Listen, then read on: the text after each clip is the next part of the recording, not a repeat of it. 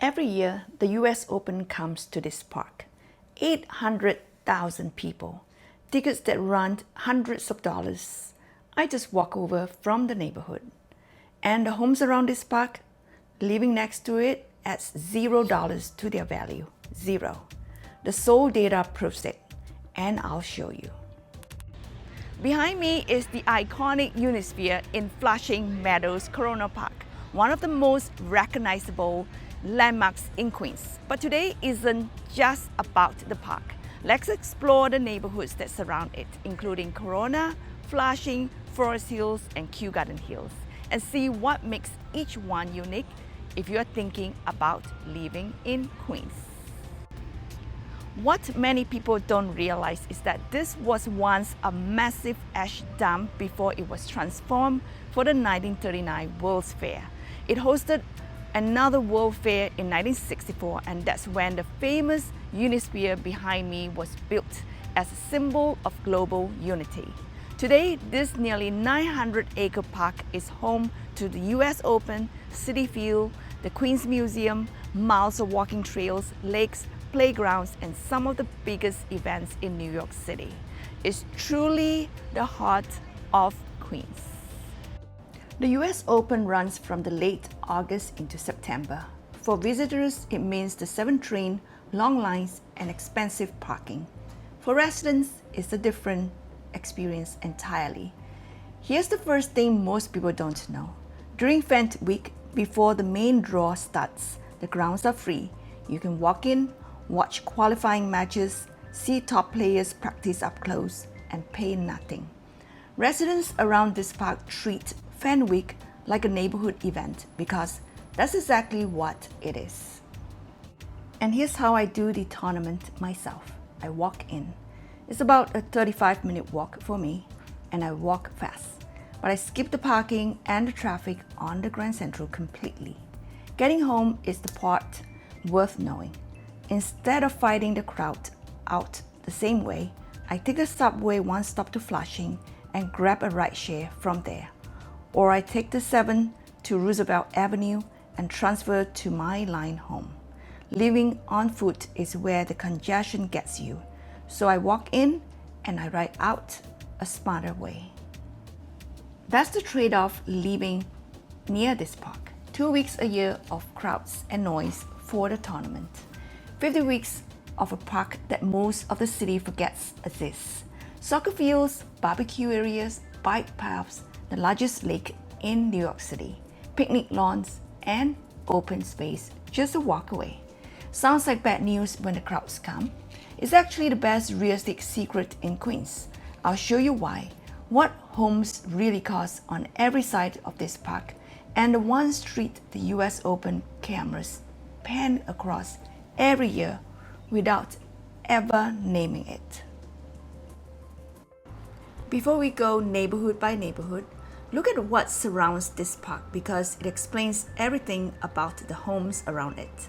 The Grand Central Parkway runs down the entire western edge, separating the park from Forest Hills and Rego Park. The Van Wyck Expressway runs down the eastern side, separating it from Kew Garden Hills. The Long Island Expressway cuts straight across the middle, and to the north, the Roosevelt Avenue corridor and the 7 train line mark the edge toward Flushing. Almost 900 acres of park, and it is ringed and sliced by highways on every side. That does 2 things. It makes this park incredibly easy to reach by car, which is why it hosts the US Open, Citi Field, and some of the biggest events in the city. And it means that almost nowhere in Queens can you stand on a residential block and look straight into this park. The roads are always in between. Keep that in mind as we walk through each neighborhood because at the end of this video, it explains the one thing about park living here that surprises most buyers. Remember that street I mentioned? This is it, 111th Street. When the US Open is on TV, the high cameras over Arthur Ashe pan west across the park, and they frame 111th Street and the elevated 7 train against the Corona skyline. Millions of people see it every year. The commentators never name it. Corona is the only neighborhood that truly touches the tennis center, and those rooftops behind the stadium are Corona rooftops. The blocks closest to the park sit roughly between 111th Street, Corona Avenue, 43rd and 46th Avenues, National Street, and 104th and 108th Streets.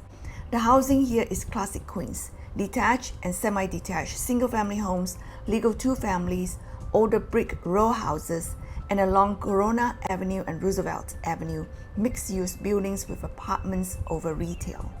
Here's what things cost right now. Single-family homes are asking between $750,000 to $1.15 million. Two families run from about $809,000 to $1.88 million, depending on the size. And the park does show up in the sales here. 110-02 Saultell Avenue, a single-family brick home, was recently sold for $945,000. If a house isn't your budget, Corona has condos too, mostly near 37th Avenue, 98th Street, and 104th Street. One bedroom runs from $450,000 to $600,000. Two bedrooms, $600,000 to $800,000, depending on the building, parking, and amenities. I saw a condo here on 37th Avenue a while back. It's about 1 mile from the park, 20 to 22-minute walk, sitting between the 103rd Street and 111th Street stations on the 7th. And here's my favorite part. The owner walks to the US Open every year. No tickets scalped for parking, no LIRR. Out the door, coffee in hand, and into the grounds. That's what park proximity actually buys you in Corona. Not prestige, convenience.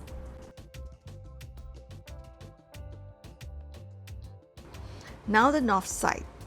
Downtown Flushing is one of the busiest neighborhoods in New York, and it sits just past the park's northern edge. One thing an honest guy has to say, Flushing's core is not on the park. City Field, the rail yards, and Willets Point sit in between. What connects them is the walk across the boardwalk from Matt's Willets Point. So Flushing is park accessible, not park adjacent. There's a difference, and it matters when you read listings. What Flushing offers is range. In 11354 zip, you'll find everything from co-ops in the 300s to two-family homes past $2 million, all a short ride from the park. A recent example near the park site, a 3-bedroom, 3-bath condo at 40-22 College Point Boulevard just sold for $1.5 million. From there, you're just one stop on the train, or if you're feeling adventurous, about a 30-minute walk to the park. And to complete the circle, the east side, Kew Garden Hills. On the map, Kew Gardens Hills borders this park. In real life, the Wenwick Expressway sits between them. We tried to get a drone shot of it from the park, and this is as close as we could get. That distance you're looking at is the point. Kew Garden Hills is a lovely neighborhood, and its garden co-ops are some of the best value in this whole story. But it is not a park neighborhood. So Corona gives you the closest homes, and Flushing gives you the widest price range. Now let's cross to the other side of the Grand Central, to the neighborhoods I work in every week. This is where the story gets personal. This is how Forest Hills meets the park. The Grand Central Parkway runs right along the edge, so getting in on foot means one of these crossings. There are 3 footbridges at Horace Harding, here at 64th Avenue, and at 72nd Road, plus a road crossing at Jewel Avenue. I cross this bridge all the time in summer. Sunday afternoons, this is my picnic route. And during the US Open, this is my walking route into the tournament. If you're buying in Forest Hills because a listing says park adjacent, know exactly where these crossings are. 2 blocks from a bridge is different live than 12. On the other side of that bridge is Meadow Lake, the largest lake in New York City. Sailing, kayaking, dragon boat races in summer. Around it, barbecue areas, soccer fields, and miles of bike paths. This is the part I know firsthand. On a summer weekend, I park in Forest Hills, grab a picnic basket, and walk over that bridge into the park. During the US Open, same walk, straight to the grounds. That is what living on this side of the park gives you. Not a view from your window, a routine. The park becomes the backyard you did not have to buy. I filmed this on a weekday and look how open it is. That is the thing about having about 900 acres next door. There is always room. That routine is available to two of the strongest markets in Queens. Start with Forest Hills. Co-ops range from about $200,000 to $700,000. Condos runs $450,000 to over $1.2 million. Average detached homes go from about $1.2 to $2.2 million. Then there's Court Maya. Besides the iconic Forest Hills Gardens, Court Maya is one of Queens' premier areas for large detached homes. Beautifully renovated properties on generous lots, private driveways, garages, and prices often running from $2.2 to $3.5 million or more. Even from there, the park is only a 5 to 10 minute drive, and co-op communities like the Fairview give buyers a way into the same park lifestyle at a completely different price point. That spread is the Forest Hills story. A $250,000 co-op and a $3 million house share the same Sunday afternoon at the lake. Rego Park sits right next door and tells a similar story with smaller numbers. Co-ops from about $190,000 to $650,000, condos $450,000 to over $1 million, single-family homes from $900,000 to over $1.5 million. What Rego Park adds is everyday convenience, serious shopping, proximity to trains and restaurants. For a lot of buyers, that combination beats a park view, and they're never actually used. These two neighborhoods are where I spent the most time. So if you want street-level detail on a specific building or block, that's exactly what the consultation link below is for. Now, the part I promised you at the start. Here's what the sales around this park actually show. Living near this park does not add $1 to your home's value. In Brooklyn, homes facing Prospect Park sell at a premium. Same with Central Park in Manhattan. That premium exists because homes actually front the park. Here, that's impossible.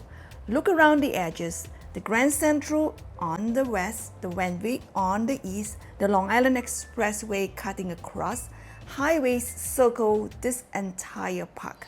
Almost no home in Queens actually faces it. No park frontage, no park premium. That's not my opinion. That's geometry. And look back at the sales we covered.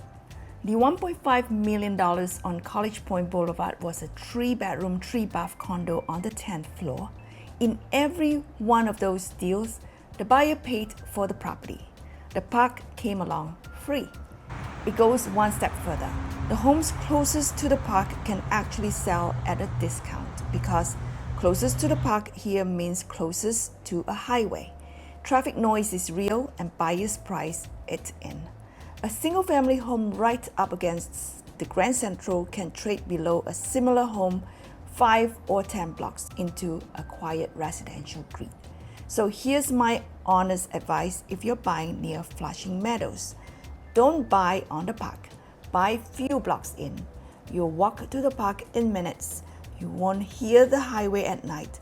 And when you sell, you won't be fighting a noise discount. And here's the good news hiding inside all of this. Because there's no premium, the park is free. In Brooklyn, you pay extra to live near 500 acres of green. Here, you get almost 900 acres, the US Open, the lake, the picnic lawns, the bike paths, and it costs you nothing extra on the purchase price. That's the best deal in this whole story. So that's Flushing Meadows Corona Park and the neighborhoods around it. Corona, where the homes sit closest and the US Open is a walk away. Flushing, where a $300,000 co-op and a $2 million two-family share the same zip code. Forest Hills and Rego Park, where a footbridge is the line between your street and your Sunday picnic. And Kew Garden Hills, close on the map, a highway away in real life. I'm Claudia Louis. I sell homes in these neighborhoods. If you're thinking about buying or selling around this park, text me at 347-612-2964. That number is on your screen, or book a time on my consultation page. The link is in the description. And one last thing, the open starts in a couple of weeks. Walk in during Fan Week is free, and now you know which bridge to take. I hope this video gave you a better understanding of the neighborhoods surrounding Flushing Meadow Park. If you're thinking about buying or selling in Queens, I'll be happy to help. Be sure to like this video, subscribe to the channel, and I'll see you in the next tour.